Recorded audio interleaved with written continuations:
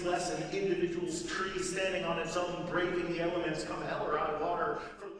We started coming to Bluff City when Tom started the church.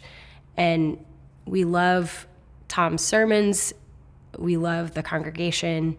And I was actually excited when we had this opportunity to join First Church because, for one thing, I love having a church home, an actual building that I know is where my family will be for years.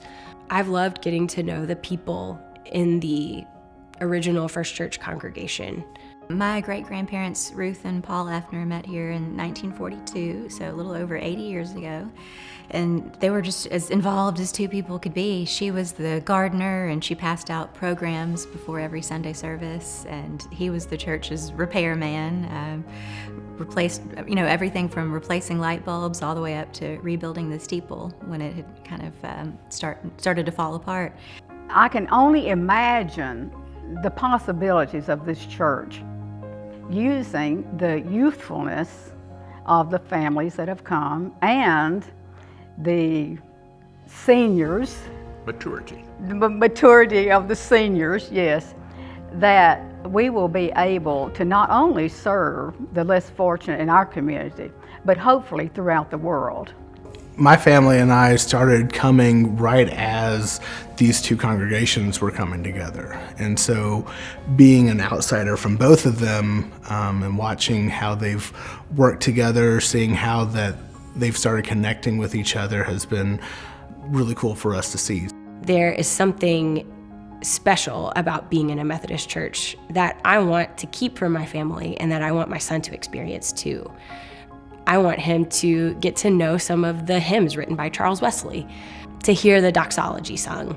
I feel incredibly lucky to be part of something that is, instead of splitting, it is coming together. My great-grandparents would be really excited, really happy about the marriage of the two churches.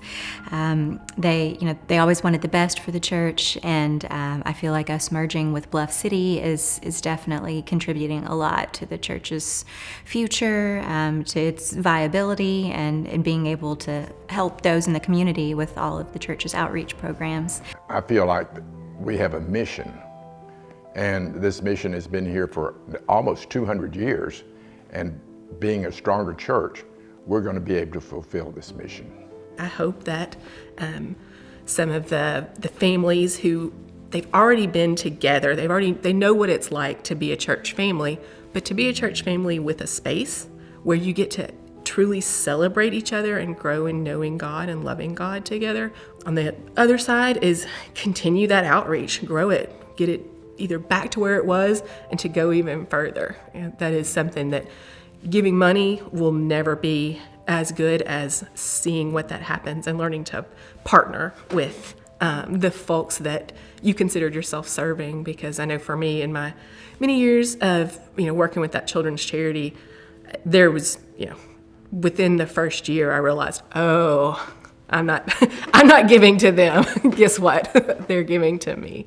With the churches combining, there's a lot more opportunities for service and for ministries.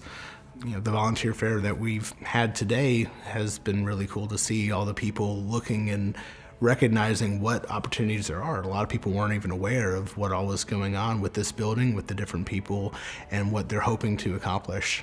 And so, looking at those opportunities, hopefully people will find places they're willing to volunteer and serve and help and grow and connect with other people.